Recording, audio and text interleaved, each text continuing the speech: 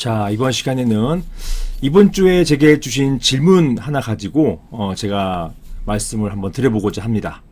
그게 뭐였냐면 제목 보시는 것처럼 임시관리인 체제, 요 임시관리인 체제를 깨는 법. 제목이 좀 거칠긴 하지만 질문 주신 분의 표현을 그대로 사용한 것입니다. 현재 임시관리인 체제에 있는데 이걸 깨는 게 어렵더라. 그래서 이걸 깨는 법이 어떤 게 있는가요?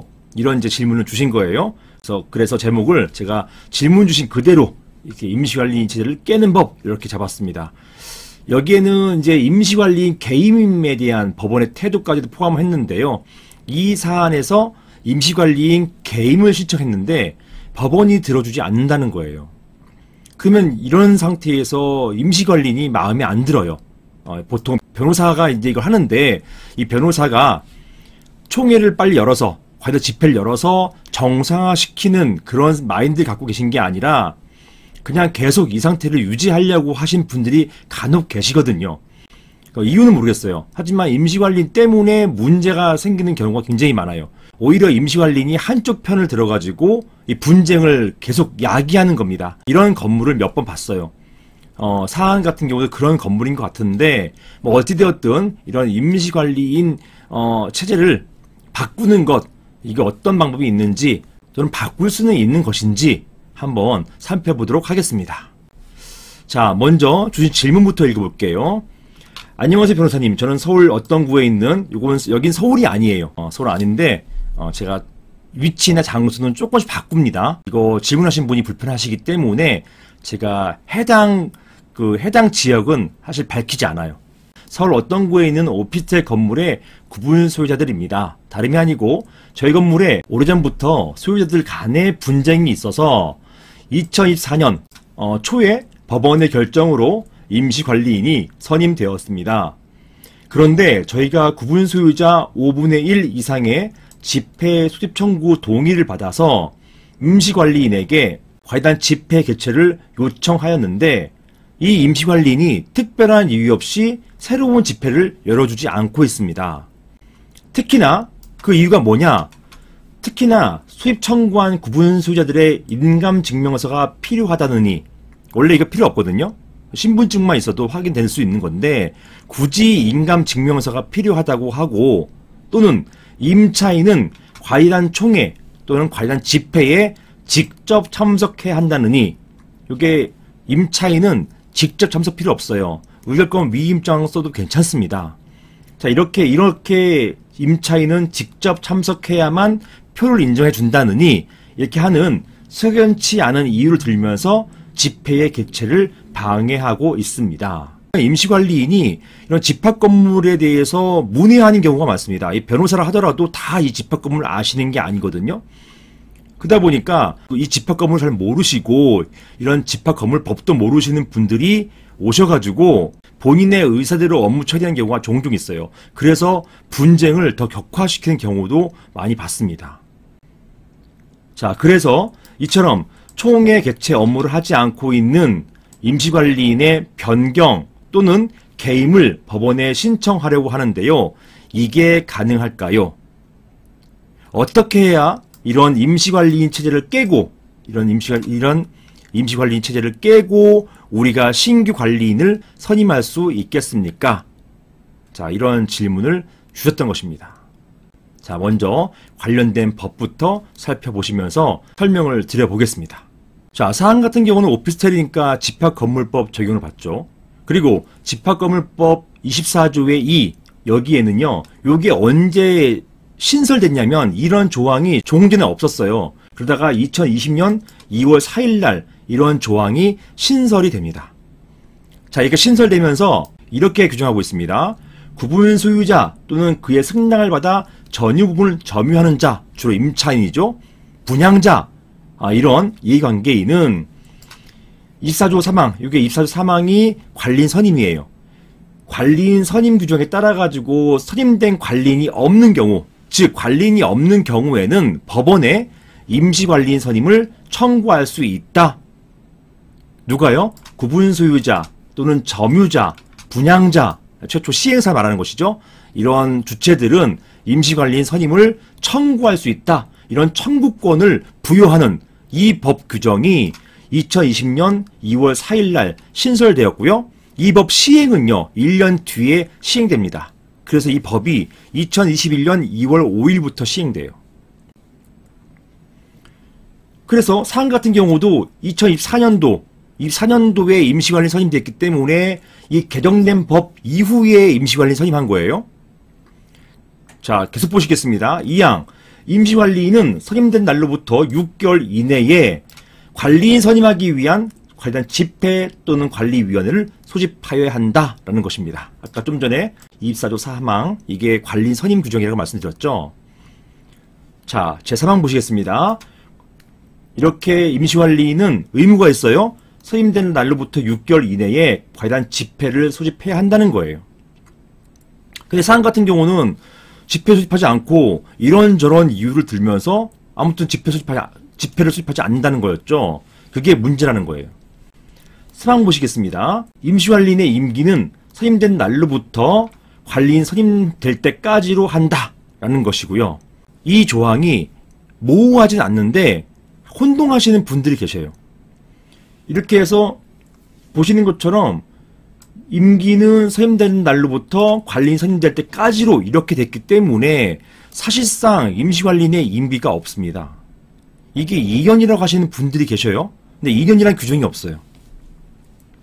그런 규정이 없고, 다만 이런 경우는 있어요. 규약으로 임기를 정했을 경우에는 초과할 수 없다. 이건 맞아요. 하지만 규약이 없을 경우에는요, 사실상 임기의 규정이 없습니다. 적용받지 않아요. 적법하게 선임된 관리인의 임기는 2년이잖아요. 그런데 2년으로 돼 있고 이걸 강행 규정입니다. 이 조항이 24조 2항에 있어요. 그런데 임시관리인의 임기는 규정이 없어요. 그렇기 때문에 임시관리인의 임기도 원래 관리인 임기인 2년 이내다라고 할 수 있는 근거가 없는 것입니다. 그래서 지금 일반적으로는요, 임시관리인의 임기는 관리인 선임될 때까지, 즉 무기한으로 보고 있어요. 이러다 보니까 임시관리인들 중에서, 물론 다 그런 건 아닙니다. 일부게 되겠죠. 이분들이 이런 규정을 악용해요. 악용해가지고 관리인 선임을 최대한 늦춥니다. 이것 때문에 건물이 더 혼란스러워진 경우가 종종 발생해요. 자, 이렇게 임시관리인 관련된 규정을 보셨습니다. 자, 다음을 보시겠습니다. 보시는 것처럼 방금 전에 보신 임시관리인 규정이요, 2020년 2월 4일 신설되었잖아요. 그리고 시행이 2021년 2월 5일부터 시행됩니다.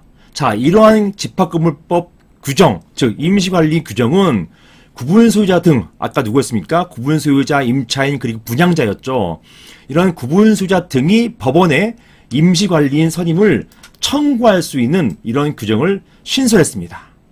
이것은요, 법으로 구분소유자 등에게 청구권, 이런 청구권을 부여한 것이에요. 청구할 수 있다. 보시는 것처럼 법 규정에 청구할 수 있다라고 했기 때문에 이거는 청구권을 부여한 거잖아요. 종전에 없던 권한을 부여하는 규정입니다. 청구권을 부여한 것이고, 따라서 법원은 이러한 선임 청구에 대한 응답을 할 의무가 있어요. 그리고 일정한 결정을 내려야 할 의무가 있다고 볼 수 있습니다. 자, 그리고 제가 지금부터 중요하지만 당연한 얘기를 한번 해볼게요. 선임에 대한 청구권을 법이 부여했다면 해임 또는 변경에 대한 청구권 역시 부여했다고 보는 게 지극히 당연하지 않나요? 저는 그렇게 생각하거든요. 선임에 대한 청구권을 부여했다면 당연히 이 선임된 사람을 끌어내릴 수 있는, 즉 해임시킬 수 있는, 해임 또는 변경, 이걸 다른 말로 개임이라 합니다. 변경에 대한 청구권 역시 부여했다고 보는 것이 타당해 보입니다. 이건 저의 생각이에요. 그런데 판례는 이렇게 선임 청구권은 인정하면서도, 왜냐하면 법에 있으니까요, 이렇게 선임 청구권을 인정하고 있는데 이러한 선임된 임시관리인에 대한 해임 또는 변경, 개임에 대해서는 그 권리를 인정하지 않고 이것은 오로지 법원의 전권 재량 행위다, 이렇게 보고 있어요. 전 이게 이해가 안 돼요. 이게 종전, 법이 신설되기 전에는요, 종전에도 임시관리인 선임이 없었던 게 아닙니다. 임시관리인 선임이라는 게 있었는데 그때는 법에 없으니까, 임시관리인 관련된 규정이 없으니까 정말 법원에서 보호 차원에서 비송사건으로 처리해가지고 이 건물에서 혼란을 방지하기 위해서 법원이 법에도 없으니까 전권으로 이런 것들을 전권 재량으로 인정하고 그리고 해임하고 변경하고 이런 행위를 했었습니다. 이런 법이 신설되기 전까지는요. 그런데요, 지금은 법이 신설됐잖아요. 법이 신설돼서 구분수자 등에게 청구권을 인정했잖아요. 청구권을 인정했으면 바로 이 선임에 대한 청구권을 인정했으면 해임에 대한 청구권, 그 다음에 변경에 대한 청구권도 인정하는 것이 마땅한데 이상하게 선임에 대한 청구권을 인정하면서 변경이나 개임에 대해서는 해임 또는 변경, 개임에 대해서는 여전히 재량행위를 보고 있다는 것, 이게 판례 태도입니다. 이게 지금도 마찬가지로 보고 있어요. 이게 좀 이해가 안 돼요. 이거는 법원이 좀 전향적으로 사고를 해야 되지 않나 이런 생각을 하고 있습니다. 이것 때문에 개임 신청만 하면 매번 그냥 각하예요. 그냥 안 된다 이런 말만 하고 있는 거예요. 선임은 당신들이 청구권이 있지만 해임, 변경, 개임은 이건 내 권한이야. 나한테 이런 거에 대해서 신청하지 마. 이거는 받아줄 수 없어. 각하야. 이렇게 판시하고 있습니다. 지금까지도요. 즉 판례는 법원이 임시관리인 선임하는 경우 어떤 사람을 선임할 것인가, 이것은 법원의 재량에 속한다 할 것이니 여기부터 좀 문제가 있다고 봐요. 왜냐면 여기 이 사안도 그렇고 제가 실무에서 소유자분들, 구분 소유자는 어떤 사람을 선임하거나 어떤 사람을 해임하거나 이렇게 표현하지 않아요. 그냥 법원이 정하는 사람 선임하고 법원이 정하는 사람 해임하라고 하는 것이지, 어떤 사람 정할 것이고 어떤 사람 정하는지는 그건 법원이 알아서 하면 되는 거 아닙니까? 이걸 문제 삼는 게 아니에요. 당연한 얘기예요. 어떤 사람, 어떤 변호사를 임시관리인 선임할지 여부는 법원 정권 맞아요. 이걸 갖고 문제 삼는 게 아닙니다. 그런데 이런 말을 쓰고 있는 거예요. 어떤 사람 선임할 것인가는 법원의 재량에 속한다 할 것이니 당사자에게 어떤 특정인을 임시관리인으로 선임하여 달라고 요구하거나, 근데 이런 적이 없어요. 어떤 특정인을 임시관리인 선임해 달라고 하는 경우가 없습니다. 거의. 법원이 알아서 하세요. 이런 것이고, 선임된 관리인을 해임해 주세요 라고 하는 것이지, 이 사람 해임하고 부종식 변호사를 임시관리인 선임해 주세요 이렇게 하는 경우가 없단 말입니다. 근데도 법원은 이상하게 이렇게 특수한 경우를 상정해가지고 판단하고 있습니다. 이게 문제예요. 이렇게 어떤 특정인을 임시관리인으로 선임하여 달라고 요구하거나 그 임시관리는 변경 내지 개임해 달라는 권리는 인정되지 아니한다, 이렇게 못을 받고 있습니다. 이렇게 판시하고 있어요. 이게 최근까지도예요. 2024년이니까 법 개정된 훨씬 이후까지도 이렇게 판단하고 있습니다. 이렇게 하면서 임시관리인에 대한 개임 신청은 일관해서 각하, 아예 따져보지도 않겠다, 이거는 소외 대상도 안 된다 라는 결정을 내리고 있습니다. 이게 안타까운 현실이에요. 선임된 임시관리인이 문제가 많습니다. 이 사람 해임해 주세요 이런 것이지, 이 사람 해임하고 어떤 사람을 뽑아주세요 이렇게 하는 게 아니란 말입니다. 그게 아님에도 불구하고 법원은 마치 구분수자 등이 어떤 특정인을 선임해달라고 한다거나 또는 어떤 특정인으로 변경해달라 또는 어떤 특정인으로 개임해달라고 하는 것, 그런 취지로 받아들여서 다 안 돼 이렇게 보고 있단 말이에요. 이게 좀 문제가 있습니다. 나아가 판례는 법원이 선임한 임시관리인을 개임하여 달라는 그런 신청은 법원의 직권발동을 촉구하는 의미밖에 없고, 자, 이런 표현을 쓰고 있습니다. 어떤 청구권이 없고 법원의 직권발동을 촉구하는 의미밖에 없다. 이거는요, 개정된 집합건물법, 임시관리인 그런 법 규정이 신설되기 전 얘기예요. 이게 2017년도 그때 아닙니까? 신설되기 전 얘기를 지금도 하고 있어요. 직권발동 촉구 의미 지금은 아니죠. 왜냐하면 엄연히 청구권이 있으니까. 그때는 이런 법 규정이 없으니까 청구 권한이 없었어요. 법이 없으니까. 그러니까 임시관리인 신청은 법원의 직권발동 촉구하는 의미밖에 없다 이렇게 본 것이었습니다. 지금은 있잖아요. 청구권이 있으니까. 그런데도 지금은 이렇게 개임해달라는 신청마저도 법원의 직권발동을 촉구하는 의미밖에 없다 이렇게 보고 있어요. 임시관리인 개임 여부는 법원이 직권으로 판단하는 사항이다. 즉 내가 이 사람 개임할지 여부는 내가 알아서 할 거니까 당신들이 뭐라 하지 마. 이러는 것이에요. 그 임시관리인이 정말 나쁜 사람이고 엉뚱한 사람이고 정말 이상한 사람임에도 불구하고 법원은 그 사람이 진짜 이상한 사람이냐? 건물을 더 혼란스럽게 한 사람이냐? 따져보지도 않고 내가 정했으니까 그냥 내가 알아서 할게. 이런 뉘앙스밖에는 안 풍기는 거예요. 그러니까 이게 현실에서 얼마나 답답하게 만드는 것입니까? 이러면서 그 근거로 집합건물 개정 전의 판례를 들고 있습니다. 이게 문제가 있습니다. 생각건데 이거 제 생각이에요. 법이 임시관리인에 대한 청구권을 명시적으로 부여했잖아요. 이렇게 부여했다면 그러한 권한에는 임시관리인 선임에 대한 청구 권한뿐만 아니라 해임 또는 변경, 개임에 대한 청구 권한도 포함되어 있다고 볼 수 있겠습니다. 이것을 단순히 법원의 직권 발동을 촉구하는 정도로 보아서는 안 된다고 볼 것이에요. 따라서 법원은 구분 소유자 등의 임시관리인 변경 또는 개임의 권한을 적극 인정해야 한다는 것이 저의 의견입니다. 이게 실무에서 문제가 돼요. 임시관리인 개임만 신청하면 아니 도대체 개임의 이유가 뭡니까? 이거 묻지도 않아요. 그냥 이건 내가 알아서 할게. 내가 뽑은 사람인데 왜 건드려? 그냥 다 각하입니다. 각하. 그러니까 국민의 법원에 대한 불신은 더 깊어지는 거예요. 실제 다 욕해요. 법원이 뽑았으면은 우리 다 인정해야 되는 거냐? 저렇게 꼰대질하고 있고 저렇게 나쁜 짓 하고 있는데 다 저거를 인정해야 되느냐? 이렇게 본단 말입니다. 따라서 법원은 변경 개임 신청, 임시관리인 변경 개임 신청을 적극적으로 인정해야 될 것이라는 게 저의 생각이에요. 자, 다만 이러한 법원의 태도가 당장은 변경이 어려워 보입니다. 자, 이게 제가 아무리 떠든다고 해가지고 그게 바뀌지도 않을 거 아니에요. 자, 그렇다면 어떻게 하느냐? 이런 임시관리인 체제를 깨는 방법은 무엇일까? 이게 중요한 문제가 될 수밖에 없어요. 그것은 결국 집합건물법에 따라가지고 임시관리인에게 구분 소유자 5분의 1 이상이 관리단 집회의 소집을 청구하고 그 임시관리인이 이를 거부하는 경우에 그때 법원에 소집 허가를 신청합니다. 신청하고 다시 법원의 결정으로 집회를 소집하고 개최한 뒤에 신규 관리인을 선임하는 방법, 이것을 택해야 됩니다. 그게 바로 이 법이죠. 집합건물법 33조예요.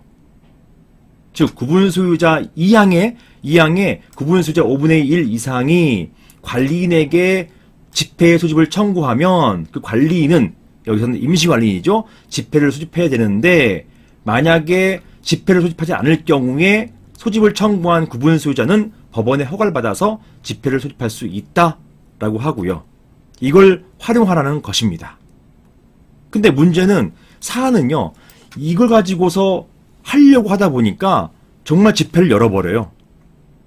그러니까 청구하니까 집회를 여는데 아까 말씀드린 것처럼 위임장에 임금 가지고 와라. 내가 허용하는 위임장 외에는 안 받는다. 임차인은 무조건 직접 참석해야만 의결권을 허용해 주겠다. 자기 멋대로 판단해가지고 그 총회를 무산시켜버립니다.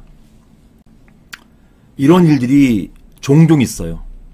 그래서 이런 것들을 저희가 적극적으로 뛰어들어가서 번복하는 경우도 많이 있습니다. 참 안타깝습니다. 이런 것들은 법원이 좀 적극적으로 이런 임시관리인에 대한 개임, 변경 신청을 받아주시면은 참 좋겠는데 그게 안 되니까 지금도 이런 문제가 발생하고 있어요. 결론적으로 임시관리인 체제를 깨는 법은 현재는요. 이걸 개임 신청한다고 해서 깨지지 않아요. 법원은 다 각하 처리합니다. 아예 판단은 하지도 않아요. 보지도 않아요. 거들떠 보지도 않고 이런 경우는 이 집합건물법 33조를 활용해가지고 집회를 여는 수밖에 없습니다. 만약에 집회를 열었고 부당하게 그 집회 폐회 선언하면은 그 폐회 선언에 이의를 제기하고 그 자리에서 집회를 연장해서 계속 열어서 그리고 새로운 관리는 뽑는 그 방법을 구사해야 됩니다. 이렇게 말씀드리겠습니다. 이상입니다.